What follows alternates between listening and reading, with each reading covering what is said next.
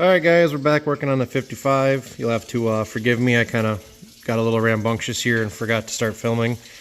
But yeah, so I purchased a high-tech fuel injection system for it. So yeah, that's what we're working on right now, is getting that hooked up.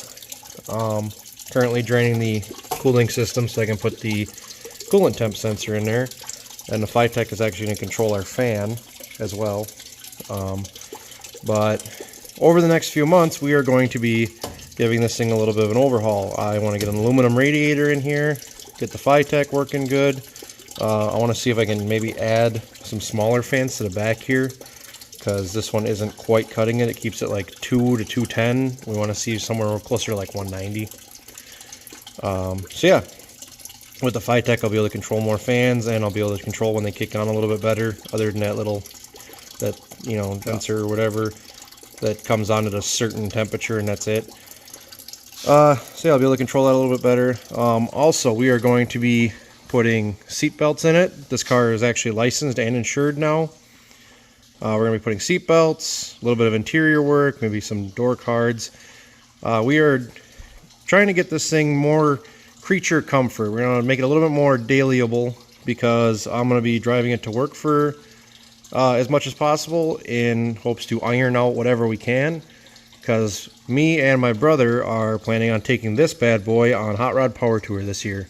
So I guess, yeah, follow along, stay tuned, and wish us luck, because we got a few months to make this thing a lot better than it already is. So yeah, follow along. Alright, so I got most of the wiring buttoned up for the Phytech. All that's left is this guy here goes out to the fuel pump. I gotta go underneath the car and install that yet and run gas lines, but don't mind this mess. I'll clean that up after I verify everything works. But yeah, it's pretty straightforward. It's mostly just power, ground, tack, fan control, which for me was easy because everything was already right here from before. So yeah, it took me like half an hour to figure this out and wire it up. Just follow the instructions and it's pretty straightforward. So yeah, next we're gonna put the car up in the air and get the O2 sensor bung welded in the exhaust. That might be kind of fun because of the way that I made it is semi-temporary permanent. And then get the fuel pump mounted up and plumbed. Let's go. Alright guys, let me show you what I got going on here.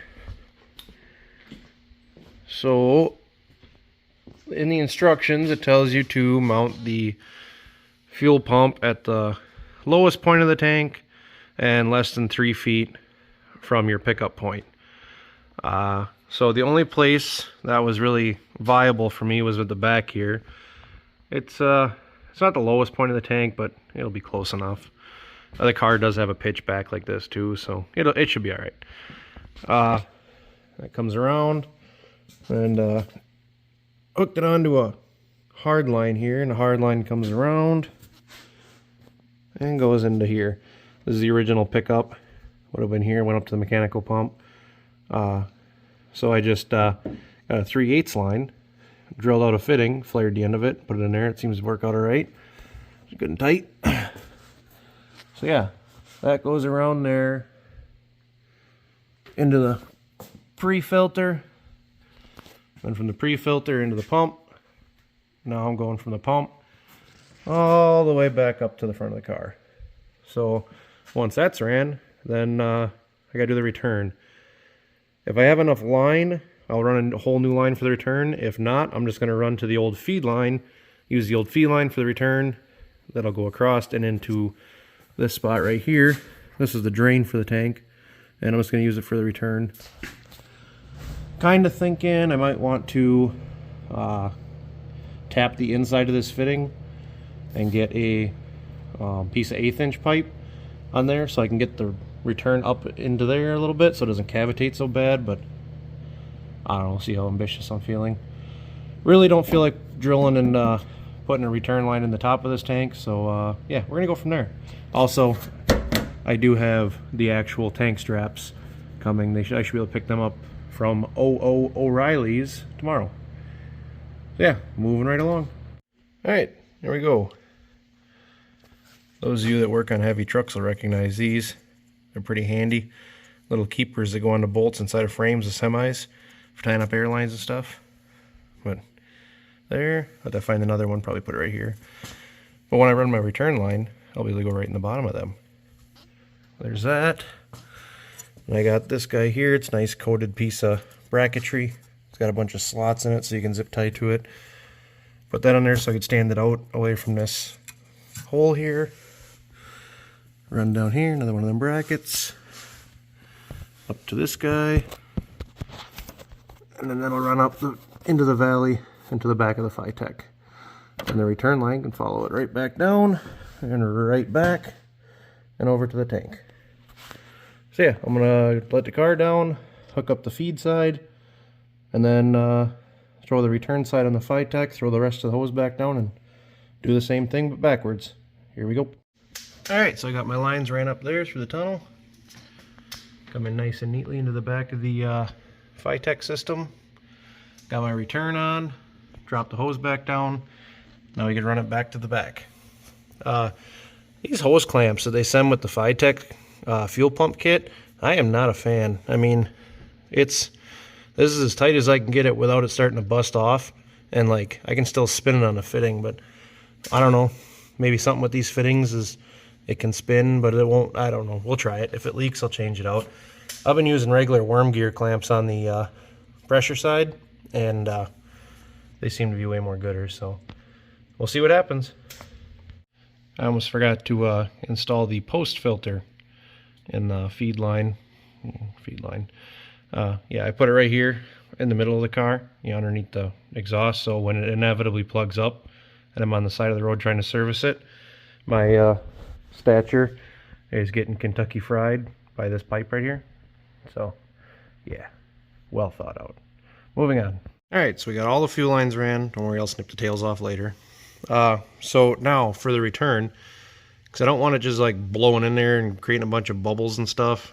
What I did is I took this Streedel and I drilled the end out to 3/8, and this is 3/8 hard fuel line you just get from the parts store or whatever. It's a really snug fit in there. Like, I had to really push it on there. So what I'm thinking, because this is tapered pipe, is if I just leave it alone and thread it in there nice and tight, this is going to shrink a little bit and clamp down on this, and I think it'll be okay, because like I can't pull that off of there. So being that there's no real pressure on the return side, it shouldn't shoot it out of there. So yeah, I'm gonna stab this up in there, tighten her down. I stuck a length of it up in there till it hit top, come back like 2 inches, nipped it off. That's what I got here. So yeah, I'm gonna stab that up in there, put the barb fitting on, hook that up, and that's fuel system done. All that's left then is to run the power wire back here to the pump from the wire harness. I'll have to extend that, so I'll have to scrounge around, see if I can find some 10 gauge wire. Hook that up. I just got a loop of ground back to the chassis, which that's what the instructions say. They just want a short little ground back to chassis. I got a good chassis ground up there, so that should be fine.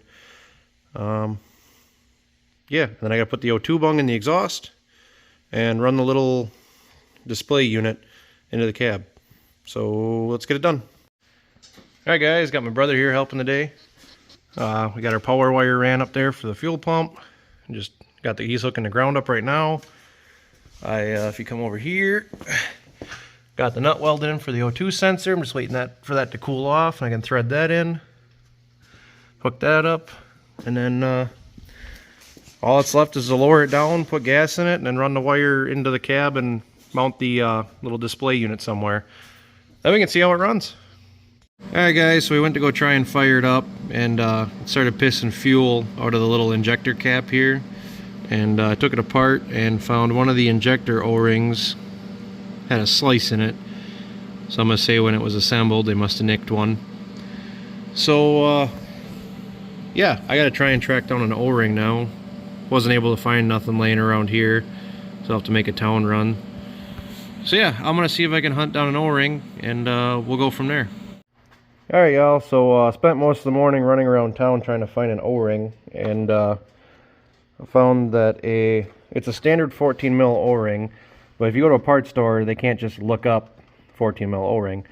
So after playing with my phone and talking to the parts guy and going back and forth, we come across a ooh, that's warm, a Cavalier 4-cylinder injector O-ring. It's a skosh bigger, but it worked pretty good. I got no more leaks now. Went to go try and fire it up, had a bunch of issues with it, just start and die, start, die, start, die. So I put the fuel pressure gauge on her, had good field pressure, stared down the barrel while I had the girlfriend crank on it, and the injector in this hole right here was not firing. So I pulled that apart, pulled that injector out, and took some leads and a 9-volt battery, hooked it on the injector to get it to open, sprayed some shit through it, and got that cleaned out, put it back in, put it back together, and got it to fire up. And now it still needs to go through its whole learning process, but reach.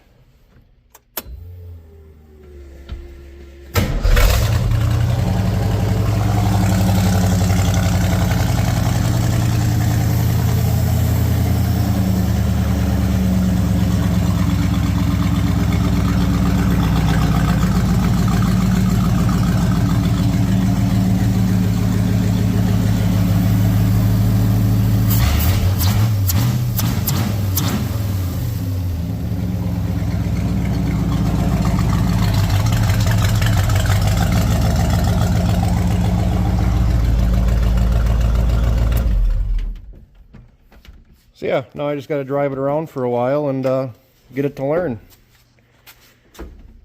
So yeah, that'll be the next step, is to pull my fuel pressure gauge back off, hook that up right, get an air cleaner on it, and I'll take this bad boy for a rip. Alright, so we made it down to the gas station. Seemed to run pretty alright. Definitely seems more responsive than it was before with the old Holly on it. I'll finish putting some gas in this thing, and then got a little video of it driving back home.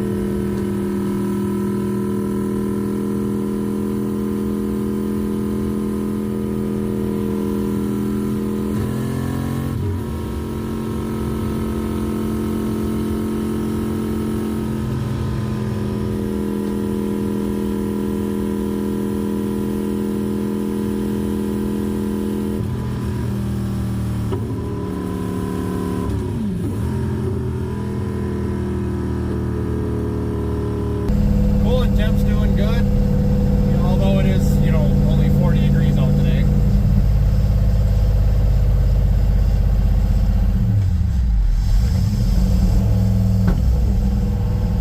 Might be a little rich. Backfires a little bit on the downshift.